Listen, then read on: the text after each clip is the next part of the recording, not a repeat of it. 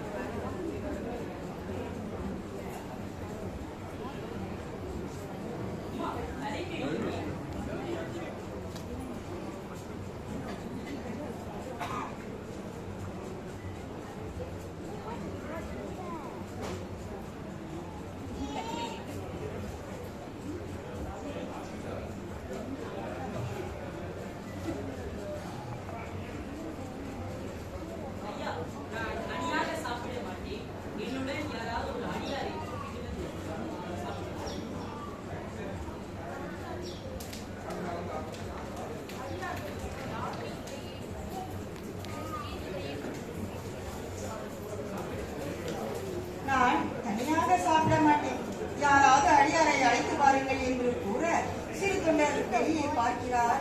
யாரும் இல்லாததால் என்னையே அடியாராக ஏற்றுக்கொள்ளுங்கள் என்று கூறுகிறார். அம்மையார் இவருக்கும் ஒரு இலையை போட்டு பரிமாறுகிறார்.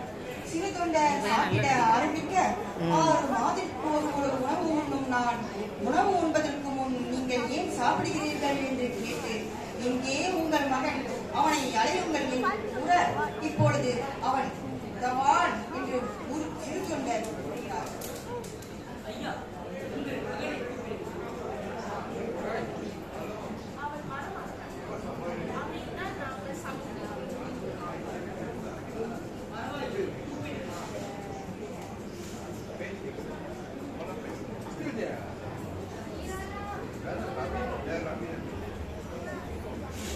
அவன் வருவான், நாடி அடையுங்கள், அவன் வருவான் என்று கட்டளையிடுகிறார் பைரவன்.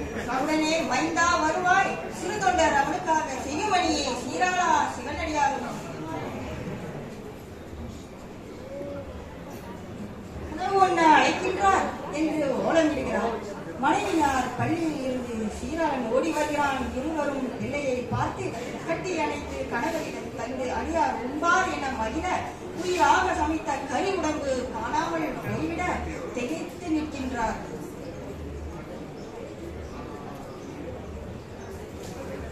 வானில் சிவபெருமான் காட்சி அளிக்கிறார். அன்பில் வென்ற தொண்டர் தாயும் மகனும் மனம் கரைந்து வணங்குகிறார்கள். அவர்களை பிரியாது தம்மை வணங்கி இருக்குமாறு உடன் அழைத்துச் சென்றார் இறைவன்.